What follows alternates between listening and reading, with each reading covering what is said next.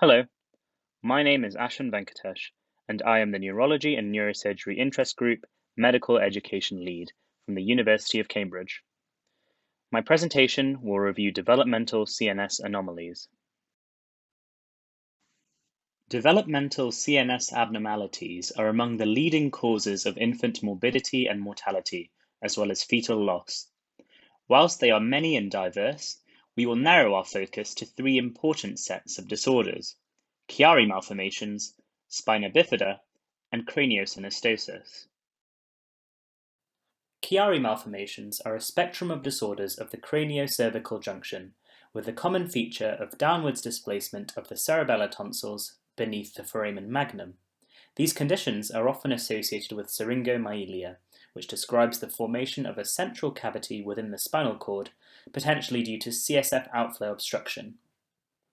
Primary or congenital Chiari malformations are more common and arise from antenatal events, whereby structural defects such as an abnormally small posterior fossa result from either genetic causes or inadequate maternal nutrition. Secondary or acquired Chiari malformations can occur throughout life whenever an abnormally high quantity of CSF is removed from the thoracic or lumbar spinal areas, causing a differential pressure gradient between the intracranial and intraspinal fluid compartments, causing herniation of the cerebellar tonsils. This was a theory proposed in the late 1900s by Bernard Williams. The incidence of these malformations is 1 in every 1,000 live births, and this figure is thought to be an underestimate. It is also high yield to know that Chiari malformations are more common in females than in males. Chiari malformations can be divided into three main types. Type 1 is characterized by herniation of cerebellar tonsils through the foramen magnum in the absence of associated herniation of the brainstem. This is the most common form and usually presents in adolescence or adulthood. Importantly, this is the only form of Chiari malformation that can be acquired. In type 2, there's herniation of the cerebellar tonsils, the fourth ventricle, and the medulla oblongata through the foramen magnum. This is otherwise known specifically as the classic Chiari or Arnold-Chiari malformation. This is almost always accompanied by a myelomeningocele, and so spina bifida is a high-yield association of type 2 Chiari, amongst many other intracranial and even multisystem associations. This tends to present more seriously and earlier in life than type 1. Chiari malformation type 3 is similar to type 2 in that there's herniation of the cerebellar tonsils, the fourth ventricle, and the brainstem through the foramen magnum.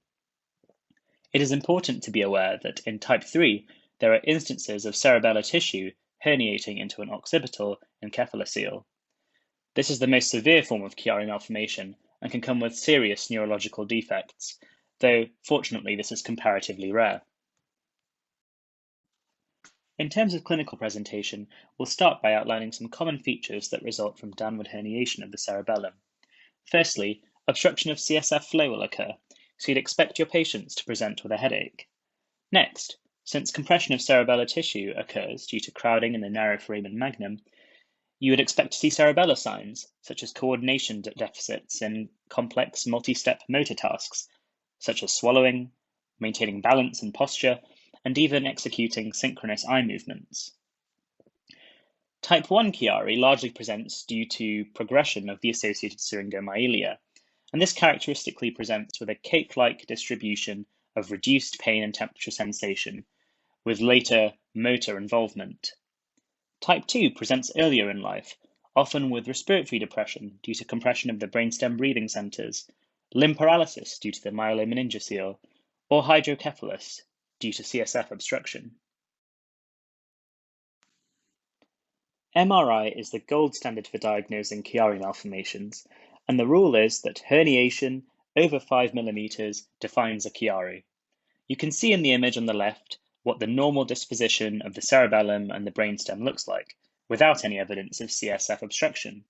You can compare this with the image on the right, where you can clearly see that the tonsils are herniating down through the foramen magnum.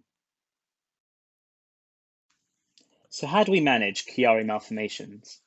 Well, there are three neurosurgical treatment modalities that all essentially aim to create space to re-establish proper CSF flow.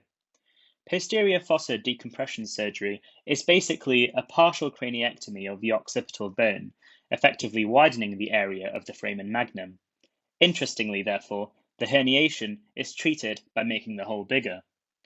Similarly, spinal laminectomy involves removing the posterior aspect of one or more cervical vertebrae to relieve pressure on the cord. Dural patch procedures increase the space of the intradural area to improve CSF flow, and this pouch graft can be derived from either autologous pericranium, bovine pericardium, from a cadaver, or using a synthetic material. The human central nervous system derives from the embryonic neural tube. During development, this tube has to close at both ends, and failure to close at the caudal or tail end underlies spina bifida. Spina bifida is the malformation of the spinal column, resulting in an incomplete closure of the vertebrae and soft tissue around the spinal cord. This is often attributed to insufficient maternal intake of folate prenatally, though other genetic and environmental factors are said to contribute. The incidence of spina bifida is around 1 in every 1,000 live births, and this is the most common neural tube defect. The picture shown in the bottom right is interesting. It's a spina bifida tail, which is a very rare presentation of spina bifida, and if you're interested, there's an article published in the British Journal of Neurosurgery in 2009 reporting of such a case in a child. There are 4 main classifications of spina bifida. Spina bifida occulta is the mildest and most common form, presenting in 10 to 20% of the general population, but since it's usually asymptomatic, it is frequently underdiagnosed. Here, you can see that there is incomplete closure of the spinous process, and there's usually a layer of skin covering the defect. Closed neural tube defects can involve not only the bone, but also other tissues such as the fat and meninges, often presenting with a characteristic tuft of hair over the defect. Fortunately, there are once again few symptoms associated with this variant. A meningocele involves protrusion of the meninges and CSF, whilst myelomeningocele also involves protrusion of the spinal cord, and thus is the most serious form. A deficiency in folic acid in pregnancy only contributes to the development of these 2 forms of spina bifida. When patients present clinically, their symptoms vary according to the type and severity of their spina bifida. As mentioned, a spot or tuft of hair is often the hallmark of closed defects. Meningocele and myelomeningocele present as visible, fluid-filled outpouchings from the spine. Meningoceles are less common and typically have a layer of skin covering the sac, in contrast to myelomeningoceles. Myelomeningoceles can lead to irreversible neurological impairment early in life due to exposure and damage of neural elements, commonly at the lumbosacral level. This oftentimes leads to bowel and bladder dysfunction as an inability to walk.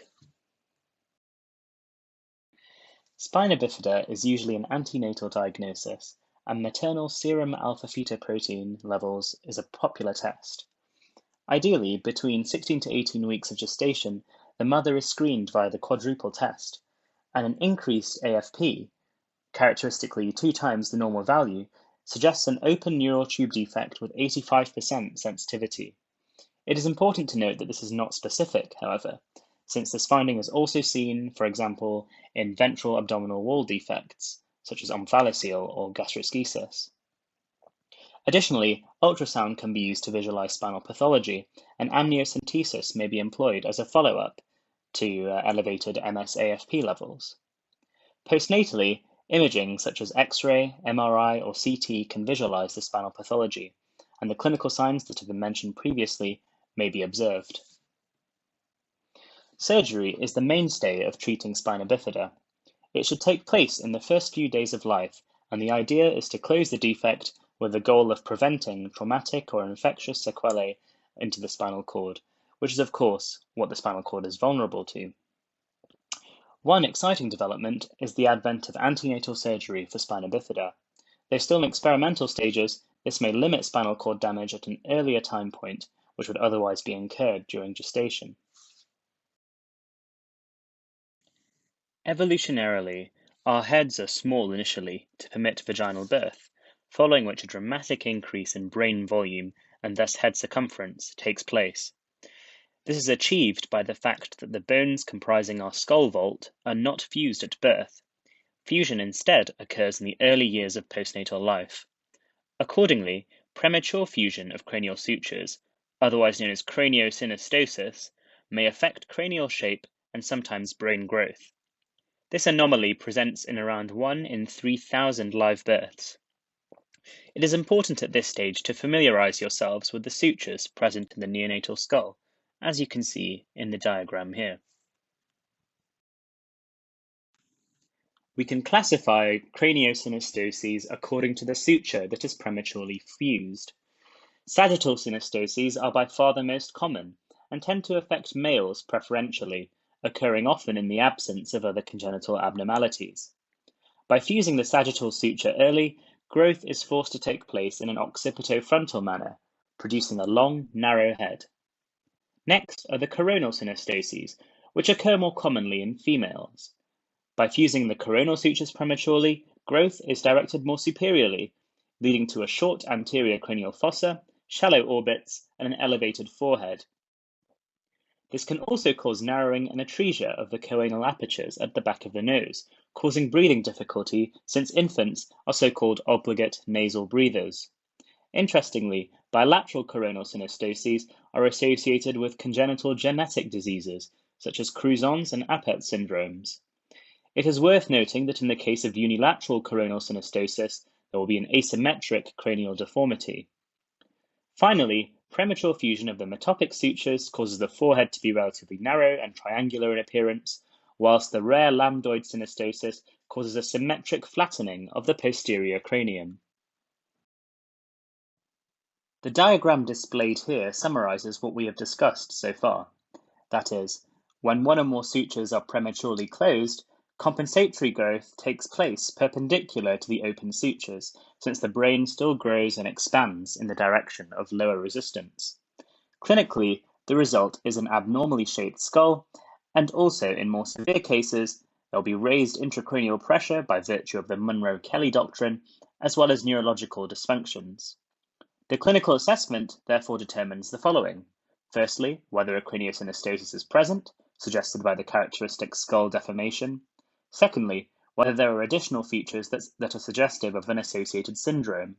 And thirdly, whether urgent or elective management is required, for instance, for maintaining the airway and nutritional support, or for eye protection and for maintaining a normal intracranial pressure. Accordingly, diagnosis can often be made clinically based on the characteristic cranial appearance. Imaging scans, such as X-ray or CT, may be suggested to identify whether the sutures are fused, to measure skull dimensions, and to monitor bone growth before, during, and after treatment.